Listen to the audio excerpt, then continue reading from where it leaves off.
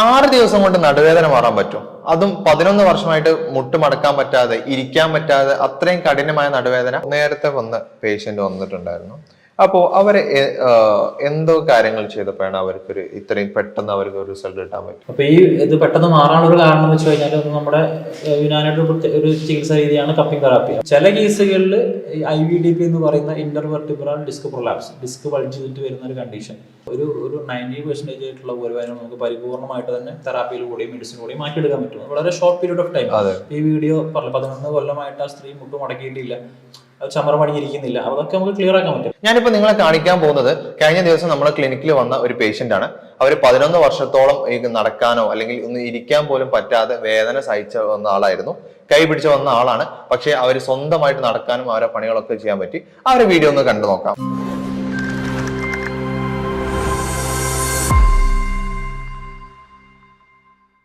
6 ദിവസം കൊണ്ട് നടുവേദന മാറാൻ പറ്റും.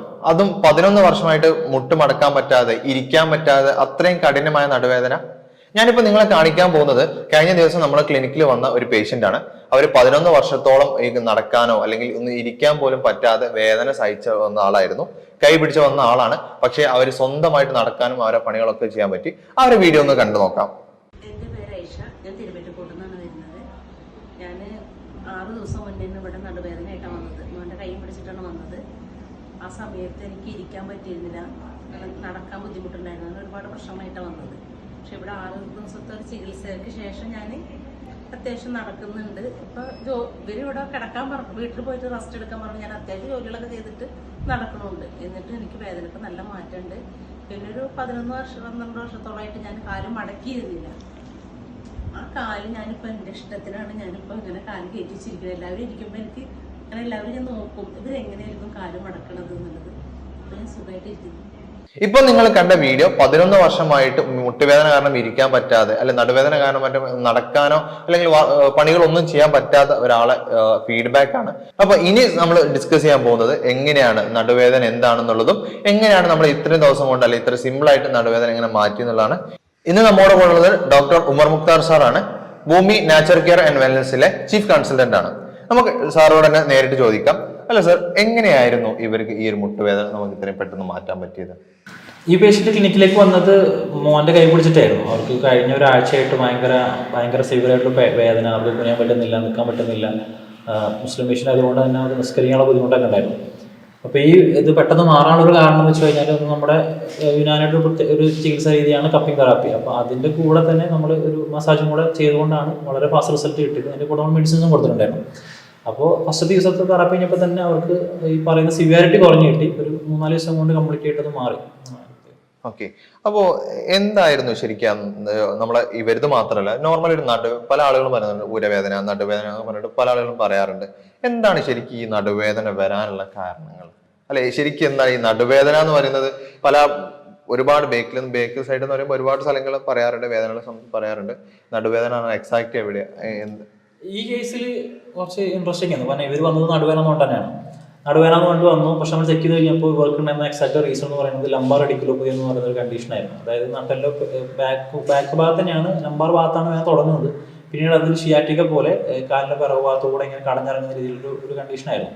അപ്പോൾ പ്രത്യക്ഷത്തിൽ അത് ഭയങ്കര നടുവേദനയായിട്ട് തോന്നും. കാരണം അവർക്ക് കുനിയാൻ പറ്റുന്നുണ്ടായിരുന്നില്ല, നടക്കാൻ പറ്റുന്നുണ്ടായിരുന്നില്ല, കാല് വെക്കാൻ പറ്റുന്നില്ല. ഇതൊക്കെയാണ് സിംറ്റംസ് എന്ന് പറയുന്നത്. ഏതാണ്ട് ഷിയാറ്റിക്കിനോട് സാമ്യമുള്ള ലക്ഷണങ്ങളായിരുന്നു. കാല് ലിഫ്റ്റ് ചെയ്യാൻ പറ്റുന്നില്ല. അപ്പോൾ ഇതാണ് ഇവർക്ക് കണ്ട കണ്ടീഷൻ. നടുവേദനയായിട്ട് വന്നതാണെങ്കിൽ പോലും ലംബാർ അഡിക്കുലോപ്പതിയാണ് ഉണ്ടായിരുന്നത്. അപ്പോൾ പക്ഷേ അതിൻ്റെ ഒരു ഇമ്പാക്ട് നടുവേദന കാണാം. നടുവേദന വരാൻ ഒരുപാട് കാരണങ്ങളുണ്ട്. ഇപ്പോൾ നമ്മുടെ അടുത്ത് വരുന്ന ഭൂരിഭാഗം പേഷ്യൻസിൻ്റെ പ്രശ്നം എന്ന് പറയുന്നത് നമ്മുടെ ലംബാർ റീജിയൻസിൽ വരുന്ന നീരുകെട്ടാണ്. അത് കൂടുതലും ഒക്യുപേഷൻ റിലേറ്റഡ് കാണാറുണ്ട്. ഇപ്പോൾ ജോലി സംബന്ധമായിട്ട് ഇപ്പോൾ ഡ്രൈവർമാരാണ് കൂടുതലായിട്ട് വരാറുള്ളത്. അതുപോലെ തന്നെ IT പ്രൊഫഷനിലുള്ള ആളുകൾ തുടർച്ചയായിട്ട് ഇരിക്കുന്ന വഴി അവരുടെ നടുഭാഗത്ത് നീര് വന്ന് കെട്ടുന്ന ഒരു കണ്ടീഷനാണ്. അതിൻ്റെ ആഫ്റ്റർ എഫക്റ്റ് ആയിട്ട് നീരുവേദന, ഈ പറയുന്ന ഊരവേദന വരാറുണ്ട്. അപ്പോൾ അതിൻ്റെ ഇൻറ്റൻസിറ്റി കൂടിയിട്ട് കുറഞ്ഞിട്ടിരിക്കും. ചില കേസുകളിൽ IVDP എന്ന് പറയുന്ന intervertebral disc prolapse, disc bulge ചെയ്തിട്ട് വരുന്ന ഒരു കണ്ടീഷൻ. നമുക്കറിയാം, നമ്മുടെ കശേരുകളുടെ അടിയിൽ കാണുന്ന ഒരു റബ്ബർ ബുഷാണ് ഡിസ്ക്, നമ്മുടെ ഫ്രിക്ഷൻ കുറക്കാൻ വേണ്ടിയിട്ടുള്ളത്. അത് പുറത്തേക്കും വശങ്ങളിലേക്കൊക്കെ തള്ളി വരാറുണ്ട്. എന്നാൽ അത് വളരെയധികം കുറവാണ്. എന്നിരുന്നാൽ പോലും ഇല്ലാന്നല്ലാതെ ഉണ്ട്. പക്ഷേ ഇതൊക്കെ നമുക്ക് ട്രീറ്റ്മെന്റിലൂടെ മാറ്റാൻ പറ്റുന്ന ഒരു കണ്ടീഷൻ കൂടിയാണ്. ഓക്കെ. അപ്പോൾ വേറെ എന്തൊക്കെ കാരണങ്ങൾ കൊണ്ടാണ് നമുക്ക് ഈ ഒരു നടുവേദന വരുന്നത്? മറ്റു കാരണങ്ങളായിട്ട് പറയാനുള്ളത് ഒന്ന്, ഇത് ഞാൻ നേരത്തെ പറഞ്ഞ പോലെ ലംബർ അഡിക്കുലോപ്പതി പോലത്തെ നടുവേദനയൊക്കെ ആണെങ്കിലും ഒരുപാട് റീസൺസ് ഉണ്ട്. പ്രത്യേകിച്ച് സ്പൈനൽ സ്റ്റീനോസിസ് എന്ന് പറയുന്ന ഒരു കണ്ടീഷൻ ഉണ്ട്. നമ്മുടെ നട്ടലിന്റെ കശേരുക്കൾ ചുങ്ങി അതിൻ്റെ അകത്തുള്ള നെർവിന് ഡാമേജ് വരുന്ന വഴി ഉണ്ടാവാറുണ്ട്. പിന്നെ ഞാൻ നേരത്തെ പറഞ്ഞ IVDP, ഇന്റർവെർട്ടിബ്രൽ ഡിസ്ക് പ്രൊലാപ്സ്. അപ്പോൾ ഡിസ്ക് ബൾജ് ചെയ്യുന്നത് വഴി അത് നട്ടലിന്റെ മേലെ വന്ന് ഒരുതരം ബുദ്ധിമുട്ടുണ്ടാക്കും, ഒരു കംപ്രഷൻ കൊടുക്കുന്ന വഴി. പിന്നെ ഇതേപോലെ തന്നെ ഈ പെരിഫോമിക് സിൻഡ്രോം എന്ന് പറയുന്ന ഒരു കണ്ടീഷൻ ഉണ്ട്. നമ്മുടെ ഇടുപ്പലിന്റെ ഭാഗത്തുള്ള പെരിഫോമിക്സ് എന്ന് പറയുന്ന മസിൽസിന് ഇൻഫ്ലമേഷൻ കൊണ്ട് അവിടെ പെയിൻ വരാം. ഇനി അതൊന്നും അല്ലെങ്കിൽ തന്നെ ന്യൂറൈറ്റിസ് എന്ന് പറയുന്ന ഈ സുഷുമ്ന നാടിലോട്ട് കടന്നു പോകുന്ന ഏതെങ്കിലും ഒരു നെർവിന് ഇൻഫ്ലമേഷൻ വന്നിട്ട് പെയിൻ വരാം. ഇനി ഇതൊന്നും അല്ലെങ്കിൽ സാധാ പോലെ തന്നെ നമ്മൾ എന്തെങ്കിലും ഇപ്പോൾ കൂടുതലായിട്ട് കണ്ടുവരാറുള്ളത് ഭാരം പൊക്കുന്നത് വഴി അവർക്ക് നടുവൊന്ന് വളർത്തി പിടിക്കും. ആ സമയത്ത് ഉണ്ടാകുന്ന പെയിൻ ലോക്കൽ ഇഷ്യൂസ് ഒക്കെ ആയിട്ട് വരാറുണ്ട്. ഓക്കെ.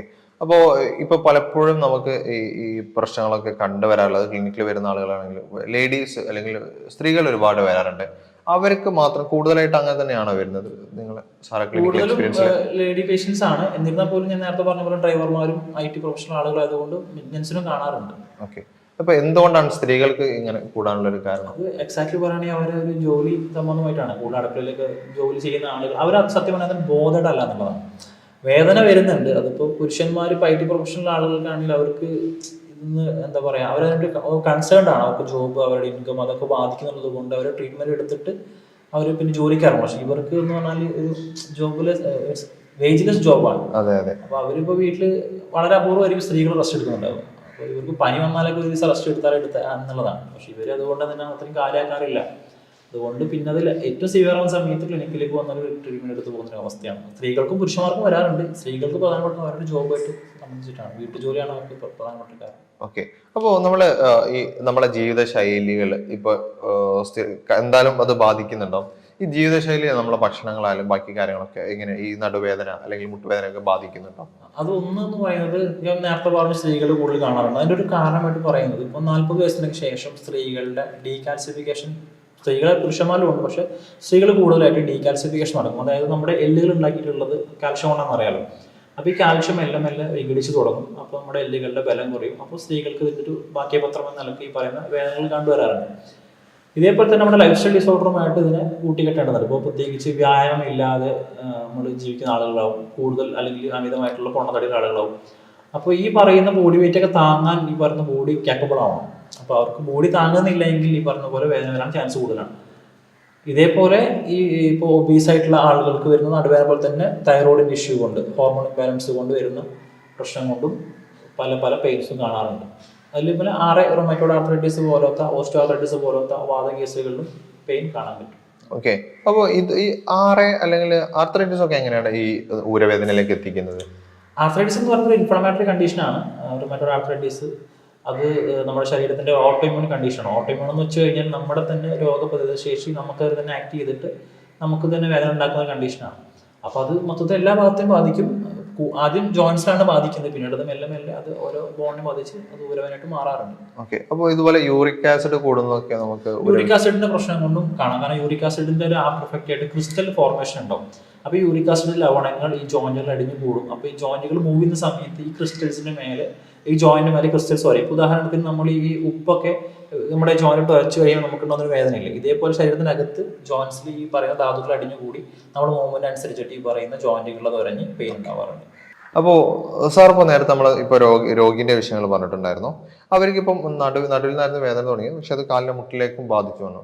അപ്പൊ അങ്ങനെ ബാധിക്കോ കാലിലേക്കൊക്കെ, അല്ലാതെ റയർ ആയിട്ടുള്ള സംഭവിക്കും? അല്ല, അത് ഞാൻ നേരത്തെ പറഞ്ഞത് ഒരു മിസ്ഡയഗ്നോസിങ് ആയിരുന്നു. ഫസ്റ്റ് ആ പേഷ്യന്റ് വന്നത് നടുവേദന എന്ന് പറഞ്ഞിട്ടാണ്. പക്ഷെ നടുവേദന തന്നെയാണ് ലംബാർ അഡിക്കുലോപ്പതി എന്ന് പറഞ്ഞാൽ ലംബാർ മുറിച്ചും ചെയ്യുന്ന ഒരു വേദനയാണ്. അപ്പോൾ ഇത് എന്ന് പറഞ്ഞാൽ അത് കാലിന്റെ പുറകുവശത്ത്, ലംബാറും തുടങ്ങി കാലിന്റെ പുറകുവശത്തു കൂടെ കടഞ്ഞിറങ്ങുന്ന ഷിയാറ്റിക് നെർവിനൊക്കെ ബാധിക്കുന്ന ഒരു കണ്ടീഷനാണ്. അപ്പോൾ ഊരവേദന ഉണ്ടായിരിക്കും, ഒബ്വിയസ് ഉണ്ടായിരിക്കും. പിന്നെ അവർക്കുള്ള മറ്റു ബുദ്ധിമുട്ട് നേരത്തെ പറഞ്ഞ പോലെ താങ്ങി പിടിച്ചിട്ടാണ് വന്നത്. കാല് പൊക്കാൻ പറ്റുന്ന അവസ്ഥയായിരുന്നു. അതിങ്ങനെ കാലിന് മേലൊക്കെ ഉണ്ടായിരുന്നു. അവർക്ക് കാൽമുട്ട് വേദന അതിൻ്റെ കൂടെ തന്നെ മുന്നേ തന്നെ ഉണ്ടായിരുന്നു. അപ്പോൾ ഇത് വന്നു കഴിഞ്ഞാൽ പ്രശ്നം എന്ന് വെച്ച് കഴിഞ്ഞാൽ കാല് ലിഫ്റ്റ് ചെയ്യാനുള്ള ബുദ്ധിമുട്ടായിരിക്കും. കാല് തരി പോലും മേലോട്ട് പൊക്കാൻ പറ്റില്ല. കാരണം നമ്മുടെ കാല് മസിൽസ് പൊക്കാൻ ഹെൽപ്പ് ചെയ്യുന്ന നെർവുകൾ പിടിച്ചിങ്ങോട്ട് വരും.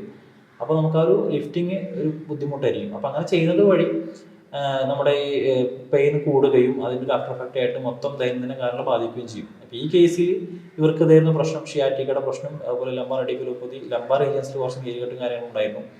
അപ്പോൾ അതെന്താക്കി പിന്നെ നമ്മൾ തെറാപ്പി ഒക്കെ ചെയ്യുന്നത് വഴി അത് കംപ്ലീറ്റ് മാറ്റാൻ പറ്റി. അത് ഓരോ ആൾക്കാർക്കും ഡിപ്പെൻസ് ആണ്. ചില ആൾക്ക് അത് കാലിന് മാത്രം ബാധിക്കും, ചില ആൾക്ക് മൊത്തം ഈ വിരൽ വരെ ഉണ്ടാവാം, ചില ആൾക്ക് അത് ഈ നമ്മുടെ ഈ പുറം ഭാഗത്തേക്ക് സാധാരണ ബാക്കാണ് കാണുന്നതെങ്കിൽ ചില ആൾക്ക് തൊടയുടെ ഫ്രണ്ട് സൈഡിലേക്ക് അത് പെയിൻ കാണാറുണ്ട്. Depends upon patients.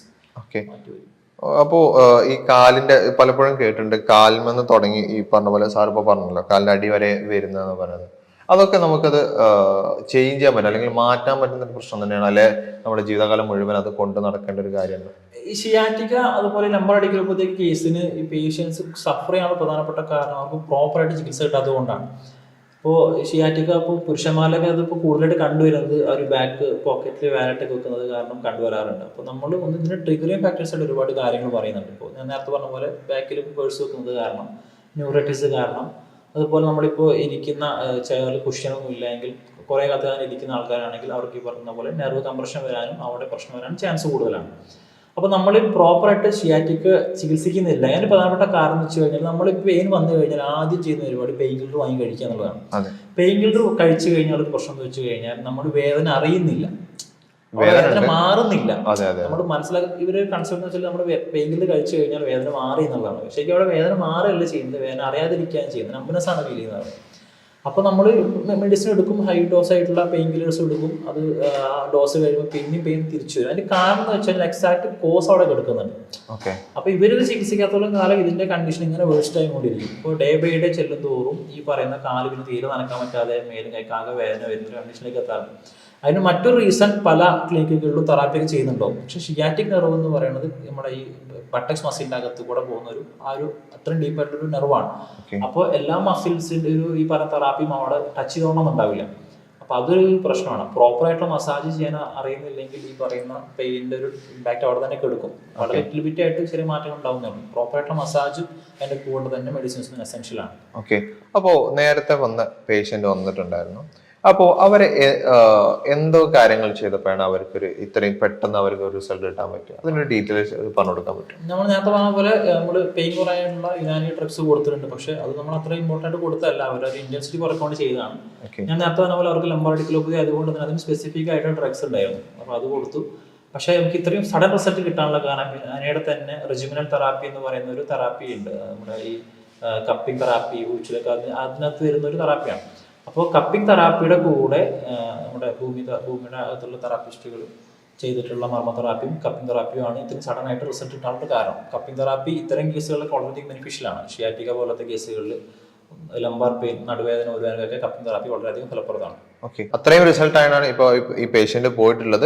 കൃത്യമായിട്ടുള്ള ചികിത്സയും കാര്യങ്ങളൊക്കെ ചെയ്തതിന് ശേഷമാണ്. അപ്പോൾ നിങ്ങൾക്കും ഇതുപോലെ കാര്യങ്ങളോ മുട്ടുവേദന അല്ലെങ്കിൽ ഉരവേദനയൊക്കെ ഉണ്ടെങ്കിൽ ആദ്യം തന്നെ ഒരു എന്തെങ്കിലും മെഡിസിനോ അല്ലെങ്കിൽ കഴിക്കാതെ കൃത്യമായിട്ട് ഒരു ഡോക്ടറെ കണ്ടതിന് ശേഷം മാത്രം അതിന്റെ കാര്യങ്ങളൊക്കെ ചെയ്യാം.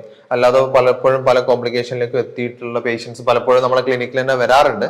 അപ്പോൾ നിങ്ങൾ ചെയ്യേണ്ടത് നിങ്ങൾ കൃത്യമായിട്ട് ഇതിന്റെ ഡോക്ടറെ കണ്ടിട്ട് ബുക്ക് ചെയ്തിട്ട് പോയി കാണാം, ആ ഡോക്ടറെ കാണാം. അപ്പോൾ ഉമർ മുക്താർ സാറെ കൺസൾട്ടേഷൻ വേണമെന്നുണ്ടെങ്കിൽ താഴെ കാണുന്ന നമ്പറിൽ കോൺടാക്ട് ചെയ്താൽ മതി. നിങ്ങൾക്ക് അതിന്റെ ബാക്കി കാര്യങ്ങൾ ഡീറ്റെയിൽസ് ഒക്കെ നിങ്ങൾക്ക് താഴെ നമ്പറിൽ നിന്ന് കിട്ടുന്നതാണ്. അപ്പോൾ ഞങ്ങളിപ്പോൾ സംസാരിച്ചു കപ്പിംഗ് തെറാപ്പി അല്ലെങ്കിൽ അവർക്കുള്ള ട്രീറ്റ്മെന്റിനെ കുറിച്ച് സംസാരിച്ചിട്ടുണ്ട്. ഇപ്പൊ നമുക്ക് ഈ ഭക്ഷണത്തിൽ ലൈഫ് സ്റ്റൈൽ എന്തൊക്കെ കാര്യങ്ങളാണ് നമുക്ക് ഇതിലൊരു ഡീറ്റെയിൽ ആയിട്ട് മാറ്റേണ്ട കാര്യമാണ്? ഞാൻ നേരത്തെ പറഞ്ഞ പോലെ പൊണ്ണത്തടി ഇതിലൊരു പ്രധാനപ്പെട്ട റീസണാണ് നമ്മുടെ ബാക്ക് പെയിൻ വരാനുള്ള കാരണം. അപ്പോൾ അത്തരം ആളുകൾ പ്രോപ്പർ എക്സസൈസുകൾ ചെയ്യുക, ഭക്ഷണത്തിൻ്റെ അകത്ത് ക്രമീകരണം വരുത്തിയിട്ട് നമ്മുടെ ബോഡി വെയിറ്റ് കുറക്കുന്നത്, അതൊക്കെ ചെയ്യുന്ന വഴി നമുക്ക് ഈ ബോഡി വെയിറ്റുമായിട്ട് ബന്ധപ്പെട്ടിട്ടുള്ള പെയിൻസ് കുറക്കാൻ പറ്റും. പിന്നെ നേരത്തെ പറഞ്ഞ പോലെ ചില ആളുകൾക്ക് ജോബ് റിലേറ്റഡ് ആയിരിക്കും. ഇപ്പോൾ അവർ തുടർച്ചയായിട്ട് ഇരിക്കുന്നുണ്ടാവും, ജോബ് IT പ്രൊഫഷണൽ ആൾക്കാർ. ഇപ്പോൾ ഡ്രൈവർമാർക്ക് കൂടുതൽ കാണാറുണ്ട്. ഇപ്പോൾ നമ്മുടെ ക്ലിനിക്ക് വരുന്ന ഡ്രൈവർമാർ ഇപ്പോൾ പ്രോപ്പറായിട്ട് അവരൊരു 6 മാസം കൂടുമ്പോൾ ഒന്നെങ്കിൽ തെറാപ്പി ചെയ്തിട്ട് പോകും, അല്ലെങ്കിൽ ഹിജാമ ചെയ്തിട്ട് പോകും. പിന്നെ അവർക്ക് ആ ഒരു കൊല്ലത്തേക്ക് പെയിൻ ഉണ്ടാവാറില്ല. അപ്പോൾ ഇവർ തുടർച്ചയായിട്ട് ചെയ്യുന്ന ആക്ടിവിറ്റിയിൽ നിന്ന് ചെറിയ ബ്രേക്ക് എടുത്തുകൊണ്ട് മറ്റു ആക്ടിവിറ്റിക്ക് തിരിയുക. അപ്പോൾ ഉദാഹരണത്തിന് തുടർച്ചയായിട്ട് അരമണിക്കൂർ ഇരിക്കുന്ന ആളാണെങ്കിൽ അയാൾ ഒരു 10 മിനിറ്റ് എഴുന്നേറ്റ് നിന്ന് ബോഡി ഒന്ന് സ്ട്രെച്ച് ചെയ്തിട്ട് പിന്നെ ആ ജോബ് കണ്ടിന്യൂ ചെയ്യുക. അപ്പോൾ എന്ന് വെച്ചാൽ നമ്മുടെ ഈ ഒരേ പൊസിഷൻ ഇരിക്കുമ്പോഴുള്ള നീരുകെട്ടും കാര്യങ്ങളും അതുവഴി നമുക്ക് ഇല്ലാതാക്കാൻ പറ്റും. അപ്പോൾ അങ്ങനെയുള്ള ചേഞ്ചുകൾ വരുന്ന വഴി, എക്സസൈസുകൾ ചെയ്യുന്ന വഴി, ഡയറ്റ് കൺട്രോൾ ചെയ്യുന്ന വഴിയൊക്കെ നമുക്ക് ഈ നടുവേദന കംപ്ലീറ്റ് മാറ്റാൻ കഴിയും. ബോഡി റിലാക്സ്ഡ് ആവുകയും ചെയ്യും, നമുക്ക് എനർജറ്റിക് ആവുകയും ചെയ്യും. ഇതൊന്നും ചെയ്യാത്തത് കാരണമാണ് ഇപ്പോൾ പല പ്രശ്നങ്ങളും ലൈഫ് സ്റ്റൈലായിട്ട് മാറുന്നത്. ഓക്കെ, അപ്പോൾ കൃത്യമായിട്ട് കാര്യങ്ങൾ പഠിച്ചതിന് ശേഷം, അതായത് ഒരു വേദന വന്നാൽ ഉടനെ ഒരു യൂട്യൂബിൽ പല എക്സസൈസുകളും കാണാൻ പറ്റും, അതൊന്നും ചെയ്യാം, അത് പലപ്പോഴും സാർക്ക് എക്സ്പീരിയൻസ് വന്നിട്ടുണ്ടോ? പ്രശ്നം എന്ന് വെച്ച് കഴിഞ്ഞാൽ പേഷ്യന്റ് നമ്മുടെ അടുത്ത് വരുന്ന MRI റിപ്പോർട്ടായിട്ടാണ്. എൻ്റെ ഒരു എന്ന് വെച്ചാൽ ഞാൻ ആദ്യം MRI റിപ്പോർട്ട് നോക്കൂല. കാരണം നമ്മൾ MRI റിപ്പോർട്ട് ആയി നോക്കിക്കൊണ്ട് പേഷ്യൻസ് ചികിത്സിക്കാന്ന് കഴിഞ്ഞാൽ MRI റിപ്പോർട്ടിന് ചികിത്സിക്കേണ്ടി വരും. പേഷ്യൻസിന്റെ പ്രശ്നങ്ങൾ പറഞ്ഞ് നമ്മൾ അവരെ നേരിട്ട് കണ്ട് അവരെ കൊണ്ട് നമ്മൾ എക്സസൈസുകളൊക്കെ ചെയ്യിപ്പിച്ച് മുട്ട് മടക്കി നോക്കി, കുനിഞ്ഞ് നോക്കി, അവരെ താഴ്ത്തി നോക്കി എന്താണ് പ്രശ്നം എന്നുള്ളത് മനസ്സിലാക്കി എന്നിട്ട് വേണം MRI റിപ്പോർട്ടുമായിട്ട് റിലേറ്റ് ചെയ്യാൻ. നേരെ തിരിച്ച് ചെയ്യുമ്പോൾ മിസ്ഡയഗ്നോസിസിനും മിസ്ട്രീറ്റ്മെന്റിനും ചാൻസ് കൂടുതലാണ്.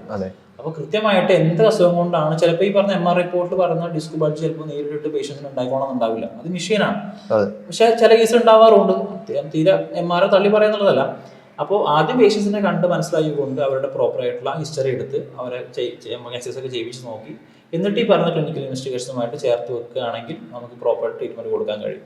ഓക്കെ, അപ്പോൾ കൃത്യമായിട്ട് കാര്യങ്ങളൊക്കെ പഠിക്കുക, അല്ലെങ്കിൽ അതിന്റെ വേണ്ട കാര്യങ്ങൾ കൃത്യമായിട്ട് ചെയ്യുക. അത് ഡോക്ടറെ കണ്ടതിന് ശേഷം മാത്രം, കൺസൾട്ടേഷൻ എടുത്തതിന് ശേഷം മാത്രം, അത് നിങ്ങളെ പ്രോപ്പർ ഡയഗ്നോസും കാര്യങ്ങളും നടത്തിയതിനു ശേഷം മാത്രം ചികിത്സ എടുക്കുക.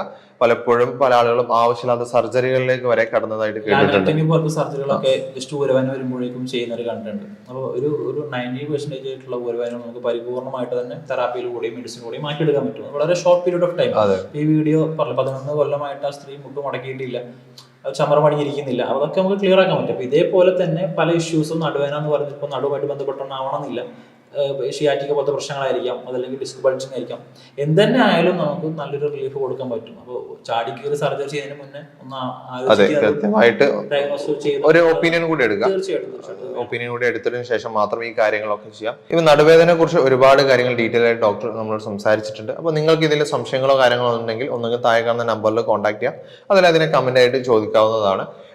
ഡോക്ടറുടെ ഉമർ സാറുടെ കൺസൾട്ടേഷൻ വേണമെന്നുണ്ടെങ്കിൽ നിങ്ങൾക്ക് അതിലും താഴെ കാണുന്ന നമ്പറിൽ കോൺടാക്ട് ചെയ്യാം. അത് ബുക്ക് ചെയ്തതിനു ശേഷം മാത്രം പോവുക. ഏതായാലും മറ്റൊരു ഹെൽത്ത് ടോപ്പിക്കുമായി നമുക്ക് വീണ്ടും കാണാം. Thank you.